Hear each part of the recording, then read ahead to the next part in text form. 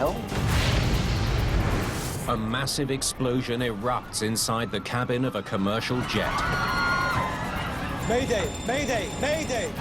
Terrified passengers fight for their lives. The chaos ensued when the fire was spreading. Now the question became, what created this explosion? We just weren't sure what we were looking at. Investigators scour the scorched debris for clues. Let's check the rows near the blast area. There's a lot of pressure on a post-blast investigator to solve the case quickly. I found something. But then they discover something that has no business being anywhere near an aircraft. We immediately thought it must be a bomb.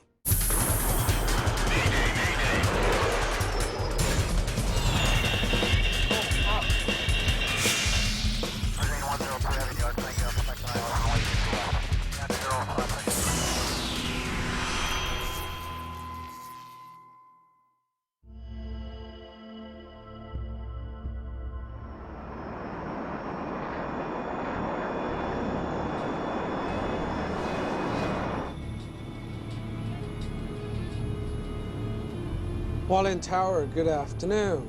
UNI Air 873, visual approach 15 miles out. UNI Air Flight 873 is nearing Hualien Airport in Taiwan. UNI Air 873, continue approach, report at 5 miles out. The Taiwanese crew works for regional airline UNI Air. The first officer is flying under the watchful eye of the more experienced captain. They've been in the air for only 20 minutes. Traveling south, hugging the coastline from Taipei to Hualien. It was what you'd call a puddle jumper. It was a short flight. You don't expect anything to happen. Hualien is a popular destination for Taipei residents. On a warm August day, passengers are looking forward to some vacation time. The plane is a twin-engine MD-90, a recent addition to Boeing's fleet. The MD-90 was fairly new at the time. It was only about 4 years old since its manufacture. And it was generally a very solid aircraft.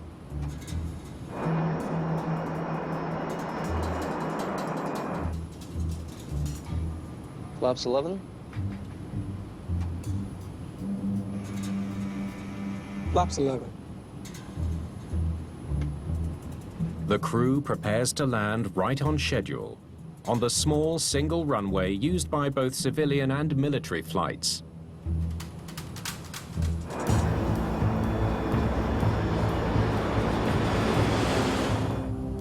But as they close in, the first officer struggles with the landing. Too high. Too high.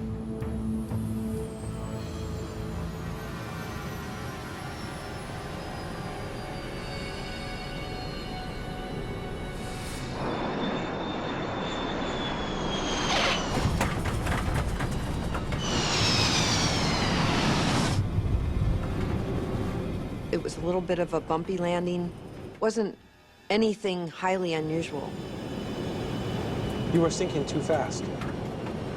I have control. The captain takes over the controls. You have control. The pilot in command had over 5,000 hours of flight time. The co-pilot, he was newer of the two, and that's good to put people together with one with a lot of experience and one with a little. It trains people. The captain engages the thrust reversers and hits the brakes. Nobody would have felt anything highly unusual during that landing. The plane touches down with plenty of room on the runway to come to a stop. You start rolling and it all irons out, so you're on the ground and you start to relax. But as the plane slows,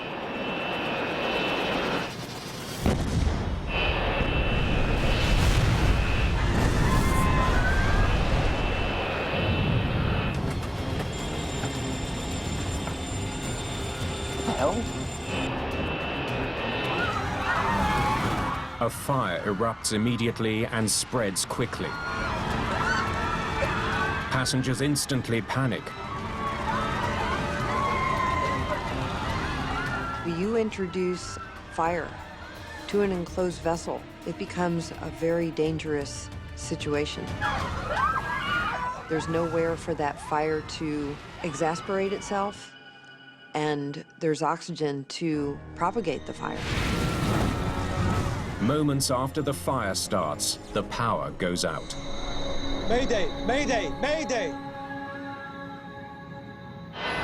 Black smoke spews from the still rolling airplane.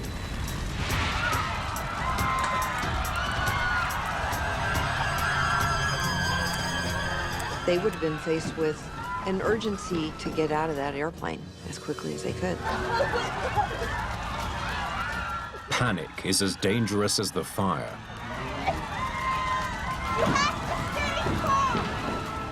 The terrified passengers aren't waiting for the plane to stop.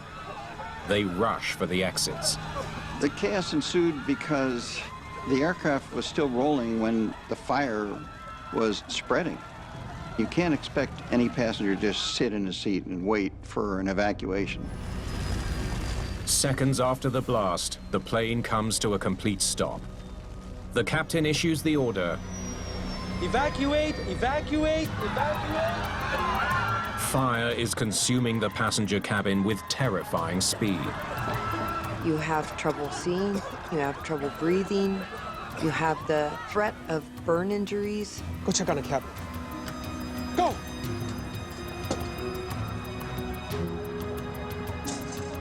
The plane is losing its battle with the fire. Smoke pours out from a huge gash in the fuselage. 我担任中国电视公司在驻花莲的特派员。 I was the correspondent for China television in Hualien at the time. When I first heard about this accident, my reaction was this could be a very serious one. 1 to 200 passengers' lives could be in danger. 他可能机上100-200人，可能生死未卜。 The 90 passengers and 6 crew members only have seconds to escape. Fires are dangerous in aircraft because you can't go anywhere. And they erupt surprisingly fast, so you don't have much time to get away from it. Let's go now. Come on.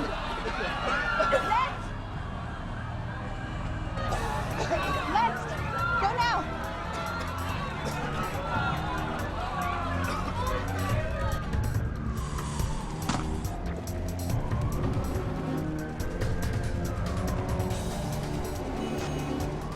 The captain is the last crew member to leave the aircraft. Anybody there? Anybody?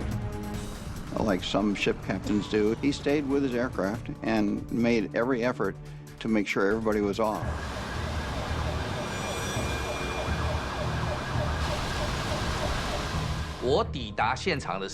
When I first arrived at the scene, the fire was so big. Firefighters were trying very hard to put out the fire. I wondered how many people were on the plane, how many casualties. 很多消防人员不断地在灌救，有多少人在飞机上？哦，那有没有人伤亡？ It takes more than an hour to contain the massive fire. By the time it's out, only 59 of the 90 passengers are accounted for.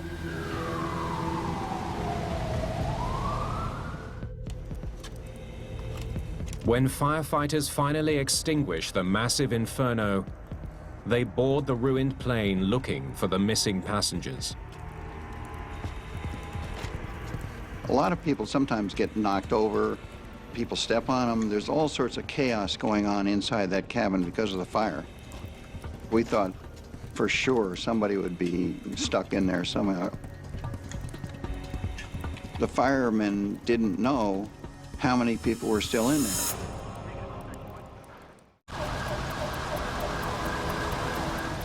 To everyone's relief, there are no bodies aboard the burned wreckage of UNI Air Flight 873. The missing passengers are located. 28 people are hospitalized,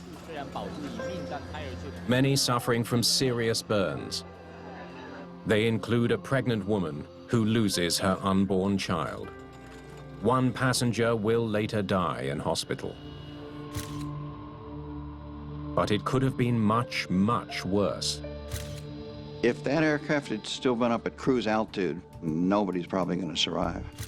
The passenger jet is heavily damaged.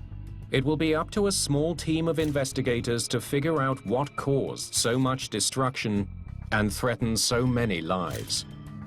I was in Hong Kong. I got a call and they said there was a major accident happened in Hualien. I immediately rushed back to Taiwan. It's the first major investigation for this team. Taiwan's Aviation Safety Council, or ASC, is little more than a year old. Dr. Kay Young is the managing director of the Safety Council. The Aviation Safety Council was formed because Taiwan's safety record was pretty poor. Investigators review the debris collected from the runway. Doesn't look like they hit anything. Everything looks like it came from our plane. What could have caused a relatively new airplane to catch fire on a runway after a safe landing? We've seen lots of in-flight fires. We've seen crashing into things on landing. I had never seen one where they had some kind of fire erupt after the aircraft got on the ground. Very unusual. More than 100 MD-90s are in service. Large airlines like Delta use the passenger jets for short to medium-haul flights. If something is wrong with the aircraft, investigators need to know in a hurry. Questions arise because a perfectly good aircraft getting back on the ground should have taxied up to the gate and offloaded everybody with no problem. Investigators start questioning witnesses. Tell me when you first noticed something wrong. It all happened so fast.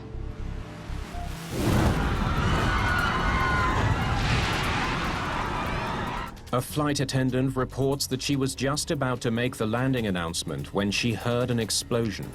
It was very loud, definitely from inside the plane. The crew indicating as they still taxi on the runway, they heard a boom. Investigators discover they're dealing not just with a fire, but also an explosion aboard the plane. My ears buzzed, and I felt a blast of hot air. The flight attendant recalls the explosion came from above, near the front left side of the cabin. Did anything stand out before the blast? Anything out of the ordinary?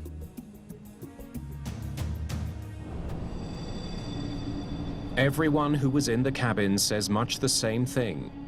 There were no warning signs, no unusual smells or sounds until the blast. Everyone heard a boom. And immediately the smoke started filling up the cabin. They all confirm an explosion. So what could have caused it? Right away, you thought must be a bomb. Because the fire started in an overhead compartment, investigators did not rule out the possibility that explosives were on board.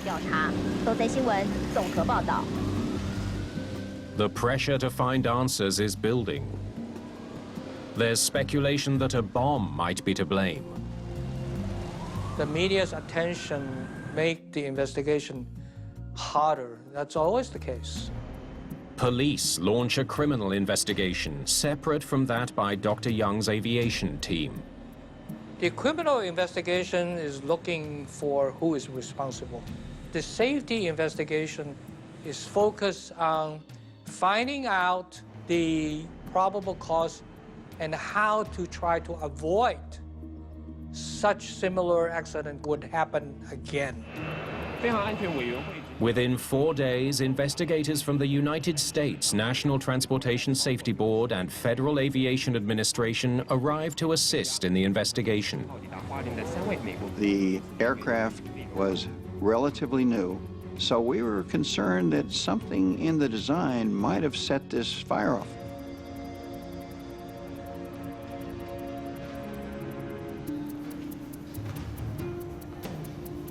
It's a real mess. Burned right down to the windows. The damage is minimal from the main entrance door forward, but the plane has sustained heavy fire damage from aft of the door to the middle of the tail. There's no damage to the wings or the landing gear. The worst of it's here. Explosives expert Ed Cattell is part of the investigation team. We looked at the area of the major damage where the flap of the aircraft skin had been blown back. That could have been a bombing, and we just weren't sure what we were looking at. Come on, I have something to show you.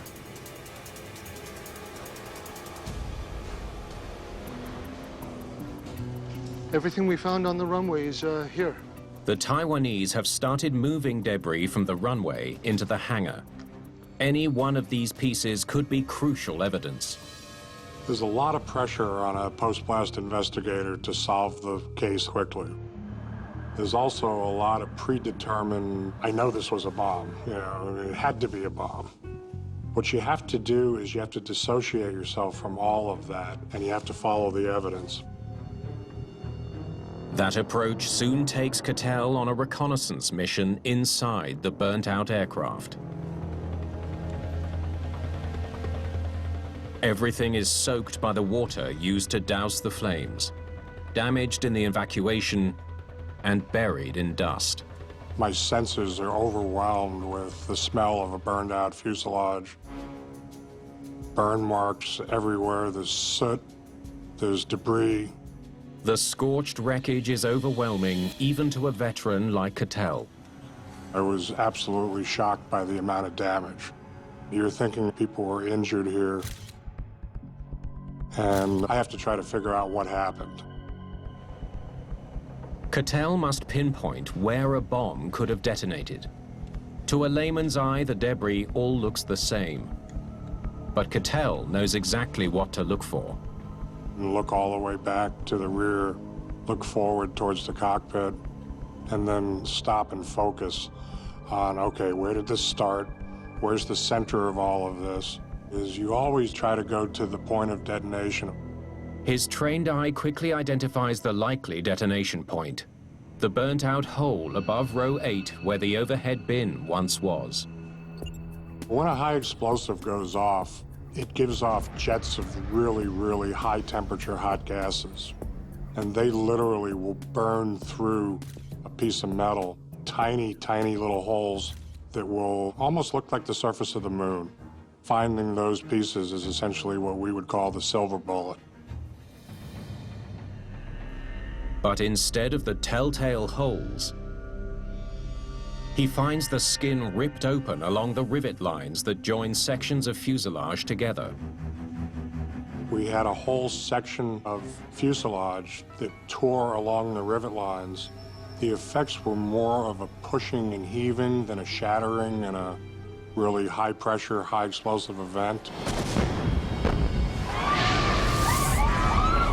If not a bomb, what could have caused an explosion powerful enough to destroy a passenger jet?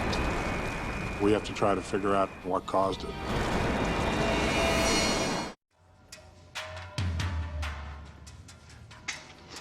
Okay, let's see if the tape can tell us anything. Taiwanese and American investigators are struggling to determine what triggered the massive explosion aboard UNI Air Flight 873. Could it have been a bomb in an overhead bin in the passenger cabin? Or something else? They turn to the black boxes for clues. Hualien Tower, good afternoon. It's a short flight, just 20 minutes in the air. And as investigators listen, they soon discover it's uneventful. Flight crew's conversation with the tower, ATC tower, everything was quite normal. except for a somewhat bumpy landing. Too high. He was sinking too fast. I have control. After touchdown, the captain engages the thrust reversers and hits the brakes. The plane gets on the ground without incident. So far, so good. You could hear the thrust reversers, you could hear the speed brakes come up, you could hear everything from the cockpit as being normal. But something happened during that landing sequence. It came right out of the blue. There was absolutely no hint of trouble before the explosion. Mayday, Mayday, Mayday! We could pretty much rule out the flight crew having anything to do with this. The first they knew something was different was when they heard that sound. Can we hear that explosion again?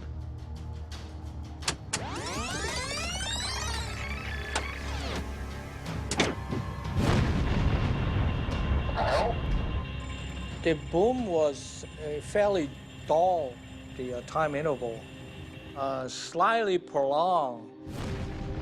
The sound itself could be the biggest clue on the audio tape. It wasn't the very rapid, high-frequency spike of a bomb. Send it in for analysis, please.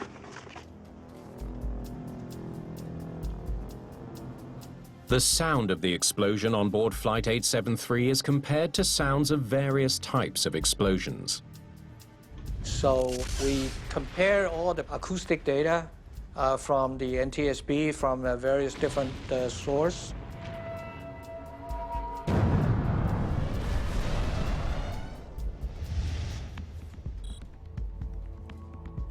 We determined it was a gaseous explosion. It's a new theory that fits with what Ed Cattell saw in the wrecked cabin. The effects were more of a slower rolling blast or shock wave than the hard-hitting punch of a high explosive. And one thing that came to mind was the possibility of a fuel-air explosion. Fuel explosions on airplanes are rare but deadly. The worst was in July 1996, when a TWA 747 exploded soon after takeoff from New York. All 230 people on board died, making it one of the deadliest aviation accidents in US history. But the flight data recorder shows no irregularities with the fuel systems on UNI Air Flight 873. Nothing here. Investigators can't find any other mechanical issues either. The MD-90 is off the hook. Whatever it was, exploded here. Investigators now focus on the overhead bin above seat 8B that Ed Cattell pinpointed as the point of detonation. They wonder if someone brought explosive materials on board.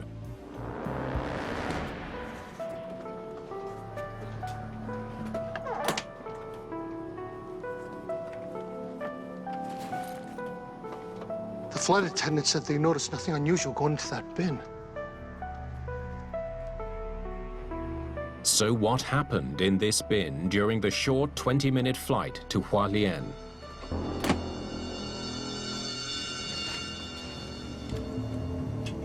Investigator Tony James decides to examine the burnt-out plane for clues that may have been missed. Let's check the rows near the blast area first. The carpet was soppy wet. Everything was just goo. There was shards of metal, plastic everywhere, so you needed to be extremely careful not to get injured. We found backpacks, we found suitcases, we found all kinds of things that were burned, but we didn't know what they meant. James focuses on the area around the overhead bin at row 8. We had no idea what we were looking for. As a trained investigator, you do not go in with any kind of preconceived ideas. You just look for anything that's just a little bit different from something else. On the far side, underneath seat 7C, he spots something unusual. It looked like a bottle or a jug of some sort. It looked like it had been ripped apart. Not burned, but ripped. It turned out it was the top third of a bottle. The rest of it was gone. I found something. It's not the look of the fragment that grabs his attention, but the smell. You could smell gasoline instantly, not kerosene or the fuel that is used in a jet engine. It smells like gasoline. What is this doing on this airplane? Gasoline is prohibited from any kind of airplane that I know of, where it's domestic or foreign. The aviation fuel that runs in the jets versus the gasoline that you would run in your automobile have two totally different smells. I knew that there's something different about this accident. The bottle fragment was found in row 7, just one row forward of the exploded bin. Could this be the source of the gas explosion?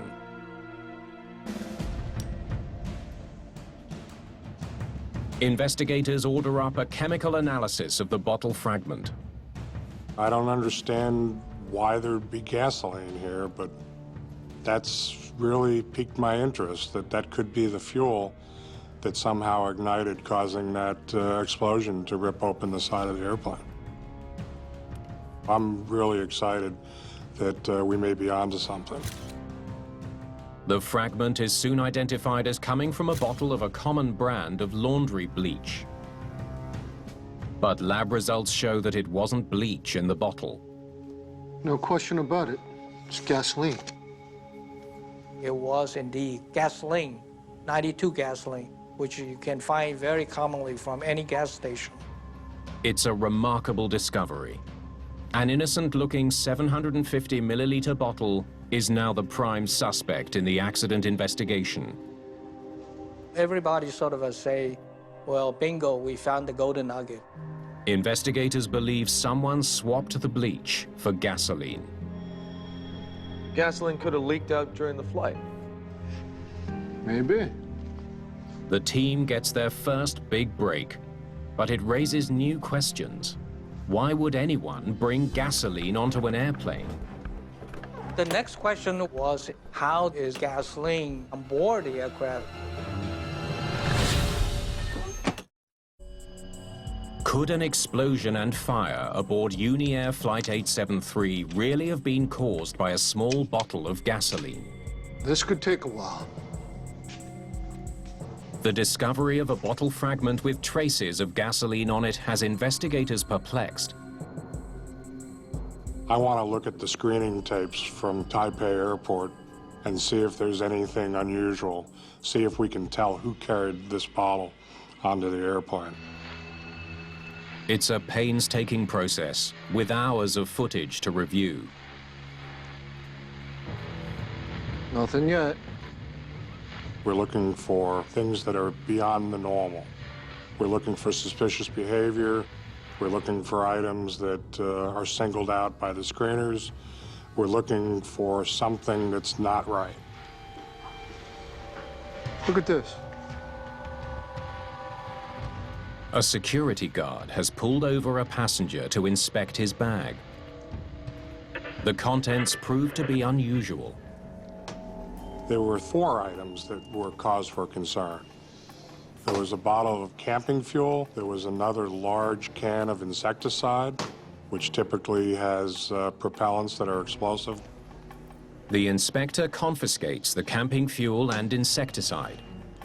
And then 2 bottles that we can't quite tell what they are. He deliberates over the other 2 bottles.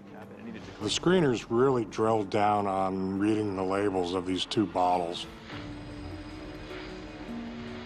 Let's see if we can get any closer. Could one of these be the offender?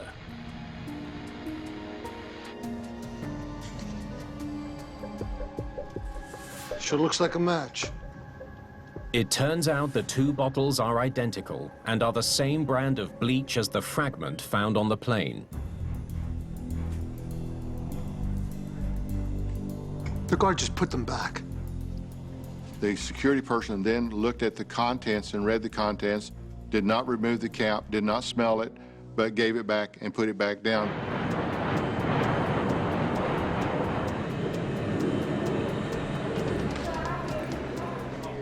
Investigators now question the security inspector to find out more. Why'd you let the bleach bottles through? Why didn't you open them to check? The bottle said bleach. He said it was bleach. That time, there was a procedure that whenever there is a bottle, the inspector should open the bottle and smell it to make sure it's not a hazardous material.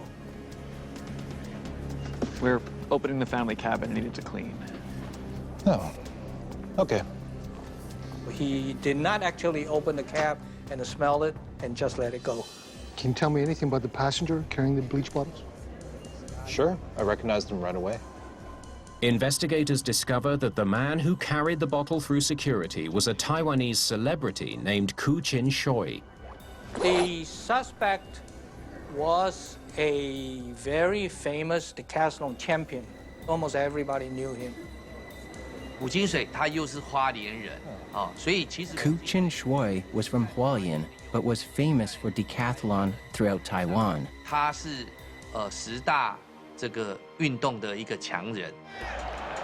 Koo won multiple medals for Taiwan at international track meets in the 1980s and 90s. After retiring from sport, he became a school teacher. But the nation still remembers him as a star athlete and a national hero. When Koo Chin-shoy is brought in for questioning, he explains that after passing security, he gave his bag to a relative who carried it on board. He pleads his innocence to the media. Because my family was on the plane, why would I do such a stupid thing as to put gasoline on board? People were so surprised to find out that he was a suspect in this case. That's sort of a complicated issue because, number one, he was a very well-known personnel. And number two, it immediately became a criminal investigation. It's the job of the police to investigate whether Koo has criminal responsibility. Meanwhile, investigators have to determine if these two gasoline-filled bottles were the cause of the explosion. We did not look into the motive of the suspect. What we did care is how to improve safety. So our focus is what happened, how did it happen? 2 bottles of gasoline end up in an overhead bin. But what caused them to explode? The team has made significant progress, but identifying 2 small bottles of gasoline is a long way from explaining an explosion. Gasoline in liquid form does not burn, but gas vapor leaking from the bottles could produce highly explosive fumes. Investigators have a key question to answer. Now that we've established that we had gasoline in an overhead bin, I've got to find the ignition source. So where could that spark have possibly come from?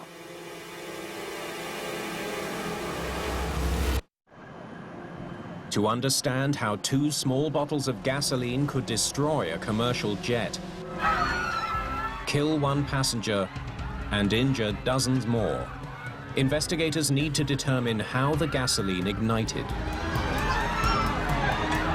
Here we were with a compartment that we knew had 2 bleach bottles that had gasoline in them. We're pretty certain fumes leaked out of them, and you get to a point when that becomes very flammable, and it doesn't take much to set that off. Investigators get to work looking for whatever might have ignited the leaking gasoline. They focus on the wire bundles that run close to the damaged bin. An exposed wire near the bin could have caused a spark. We start with every possible items that are around there. And one of them happens to be the overhead wiring, which runs the PA system, runs the lights, and it could generate some kind of a spark if the insulation was gone off the wire. Sure, but none come close to the bin's interior. After thorough investigation, we found nothing that concluded that this is what happened. Nothing had exposed wires. The insulation was all intact. Even if a wire was faulty, it wouldn't have contacted the fuel. Okay, then what about the emergency oxygen generators?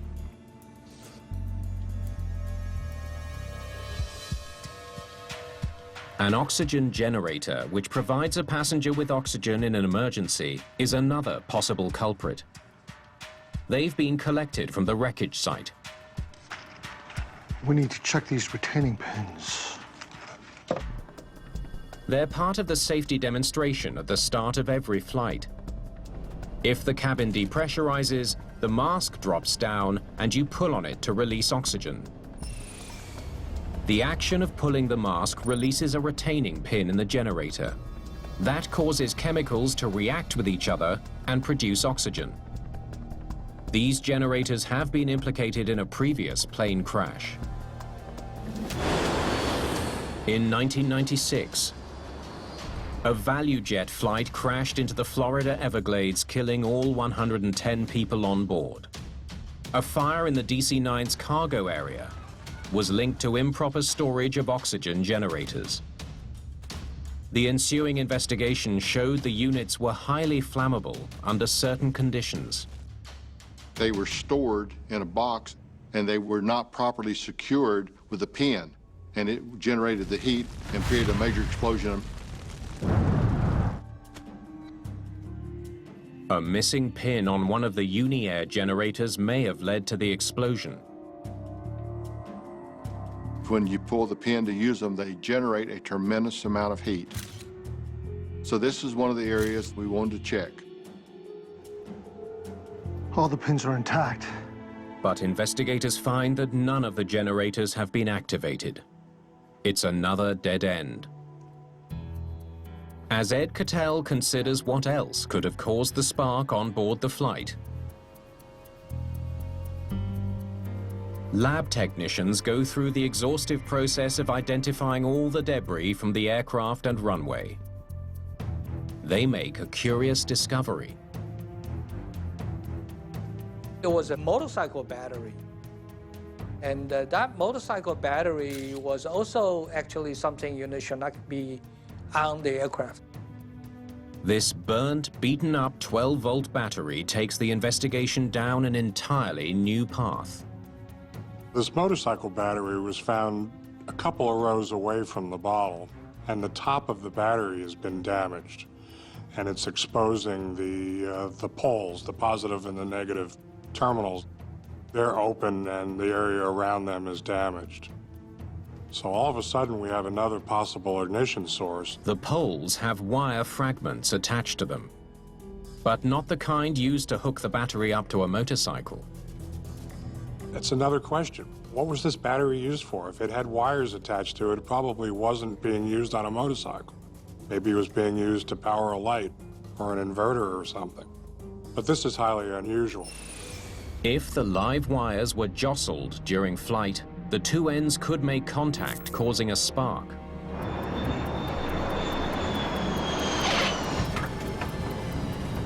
A hard landing could have disturbed the battery enough to cross the wires. You are sinking too fast. I have control. The bumpy landing seemed innocent enough at the time, but it might have set the whole accident scenario in motion.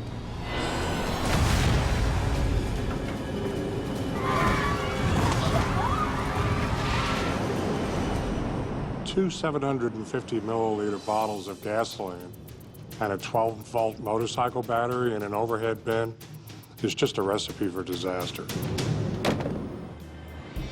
Scientists at Taiwan's Chung-Shan Institute test whether a 12-volt battery with loose wires was the ignition source of the explosion on board UNI Air Flight 873.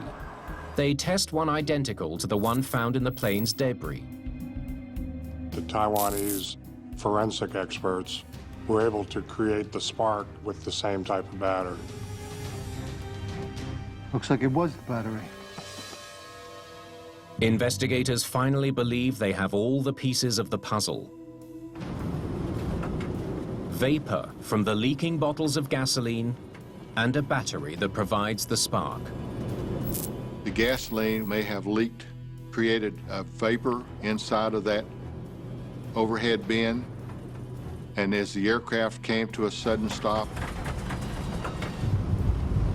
then the battery slid and created an arc. It would have created the explosion to to blow the door off of the overhead bin. Now the final step is to prove it. We did quite a few simulations to prove that such scenario could happen. They place a leaky bottle of gasoline inside a similarly sized bin and then use a 12-volt battery to create a spark. The lid blows right out and there's a flash fire. It's the final piece of evidence investigators need to wrap up the case. I would do it. Well, at the conclusion of this test series, the Taiwanese investigators were able to prove that that battery and a gasoline-air mixture could cause an explosion.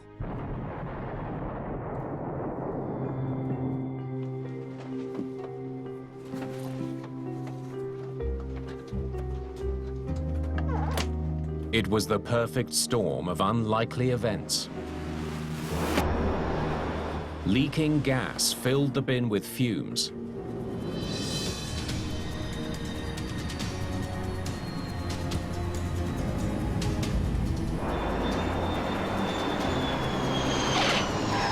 The plane hit the ground hard, which normally wouldn't be a problem. They put on the brakes, they put on the reversers, and everything goes flying forward in the overhead bin. Then about halfway down the runway, they let off of the reverse thrusters and the brakes, and everything goes sliding back. Somewhere in that sequence, the battery short-circuited, caused a spark, which caused the explosion.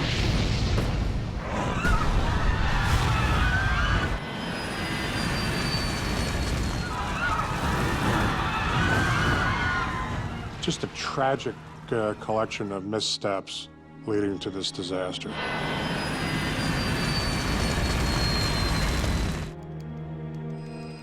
After a long, difficult investigation, Taiwan's Aviation Safety Council releases its accident investigation report. The probable cause, a short in a battery that ignites gasoline vapor and creates an explosion. Some nagging questions remain. Why would anyone bring a banned substance onto an airplane? No clear answer was ever found. Although we had completed all our investigation and we had all our notes compiled, there was this criminal investigation that went on for a lot longer after we had left the site in Taiwan. Koo Chin-shoi's court case dragged on for years. After 6 separate trials, he was ultimately found not guilty. The court didn't think there was strong enough evidence to justify a criminal conviction. We can only conclude that there was a possibility such event could happen. No one can know exactly what happened. The aviation report calls for an overhaul of the system that screens for hazardous materials in Taiwan. Training for security personnel was improved in the hopes of preventing another disaster. So the lessons learned are to really inspect the contents of bags and make sure that they don't cause a tragic accident. I'm willing to bet that nobody in screening in Taiwan ever misses another motorcycle battery.